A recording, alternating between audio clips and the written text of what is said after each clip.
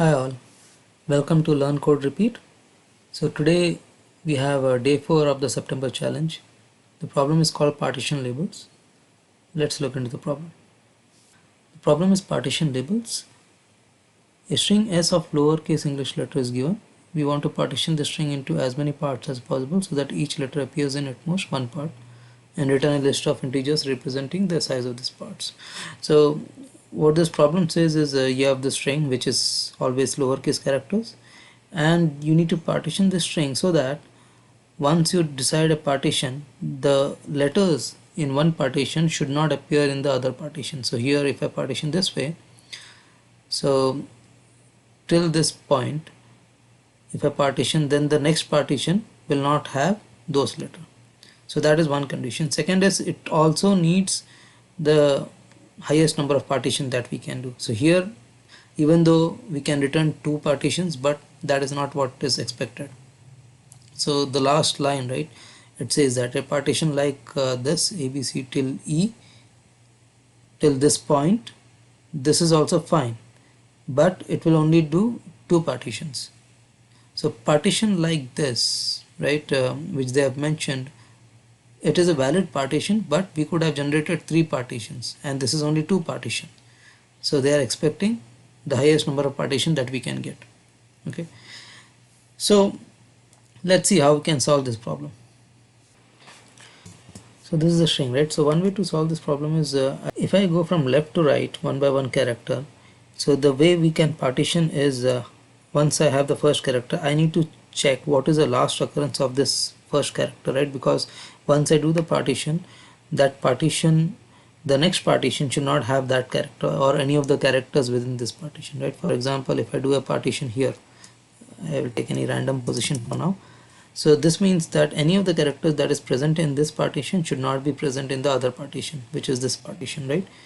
So if I go character by character, if I take A, so that means I need to find out the last occurrence of A and have the partition from there, right? So for example, in this case the last occurrence of A is here, right?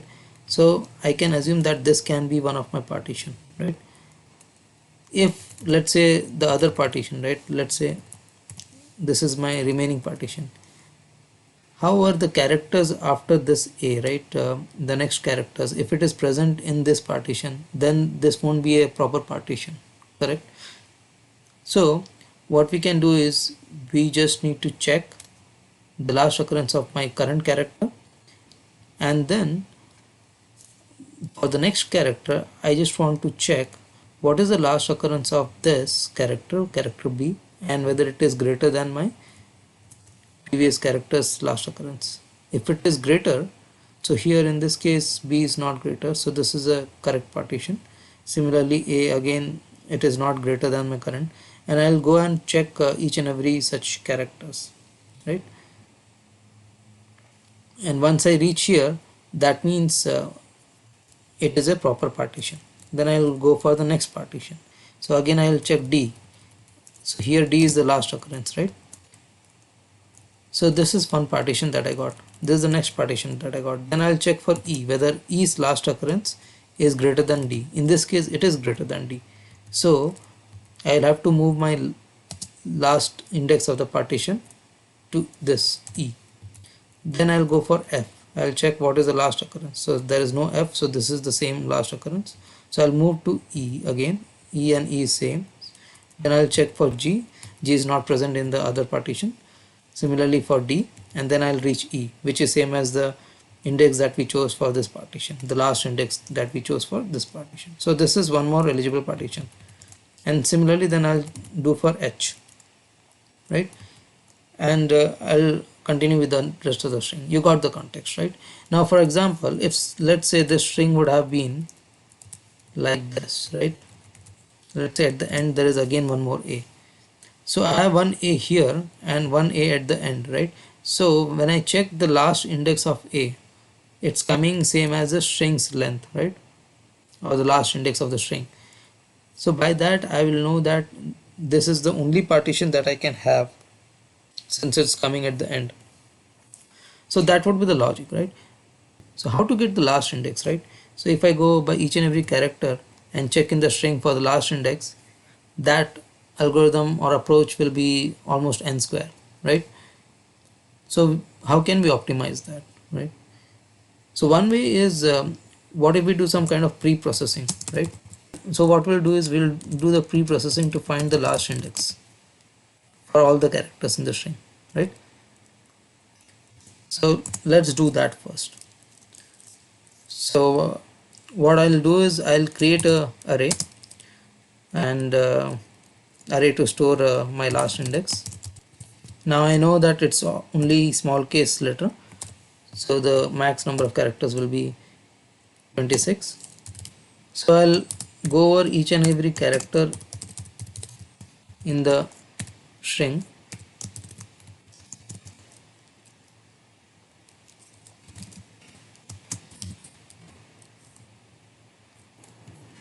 star caret I minus a equals to I.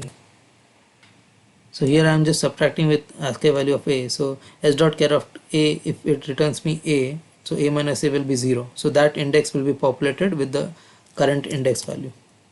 Okay.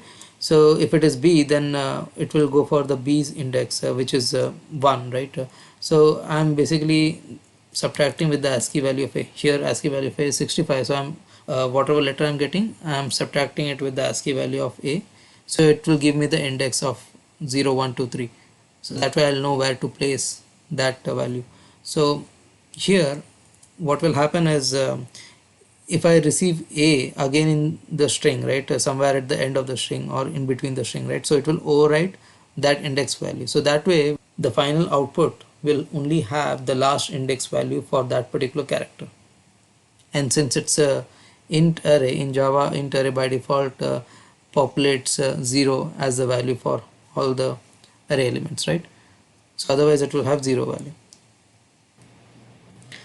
Okay, so once I have the last index array, now I just need to find out what is the partitions, right? What partition I can have. So let's create a feature result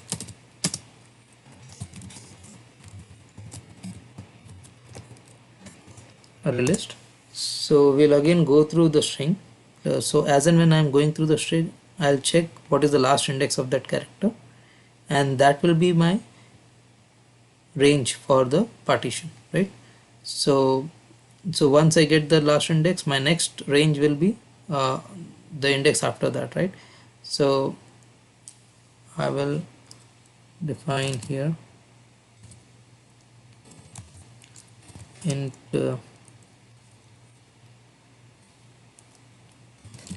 start index equal to 0 and int j equal to 0.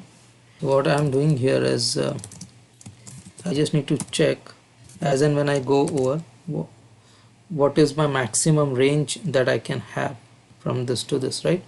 Whatever is my maximum range, till that point I'll go, right? So basically if a slash index is this, right, so I will continue all the characters from a to this a such that the maximum range should not go beyond this. If it doesn't go beyond this, that means this is one partition, valid partition, and I'll add that size into the list. However, if it goes beyond this, then I'll update my counter for the range, and I'll again go to the next character then. So here the counter is the j, which checks what is the range. So I need to, at every step, I need to check what is the max range for the current partition that I can have, right? So I'll do max index of whatever is the last index of my current character,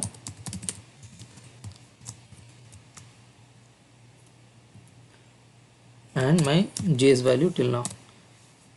So in the start, j's value will be 0, and last index of s dot caret I will give me a's index as this, right? Then for b, again, okay, in this case let's say a is removed, right? And assuming that if b is here, right, there's a b here, in that case the last index of b will be this, right? So j's value will go to this. Okay, so we have to do this continuously till my ij is same. If my ij is same, for example, if there is no b here, so my j's max value will be this for a, and then for b and c all is within this range, right? There is no bc outside of this range. So my for loop, the I counter will increase and it will come to this point. At this point my ij value will be same, and that way I will know that this is one valid partition. Okay, so once I have this, I'll just check whether if my I is same as j. If it is same as j, then I need to enter that partition into my result, right? Result dot add.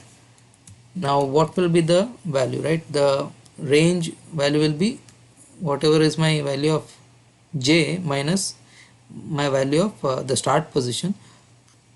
Now since we are incrementing j, so that's why I've added a start index, right? So I will do a start index plus 1. So j minus, since it's a 0 index, I am adding plus 1 here.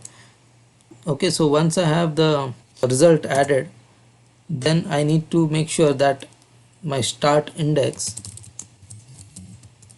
equal to I plus 1. So this is my next range, start range, right? And then again end index will go to, when I equal to j, it will be whatever is my j minus start index plus 1. That will give me the actual range. Okay, so this is done. Now once I go through the whole for loop, I can directly return the result. The result will be populated with the correct values. Here we are going through the loop twice, so it's O of n, right? There is no n square operation happening. So basically the operation is O of n times. Let's see if this code runs fine. Okay, 97. Oh, here we didn't do the minus a to get the actual index. So let's see now. Okay, this works fine. Let's submit. Okay, this got accepted. So thanks all for watching. Please like and subscribe for more videos like this.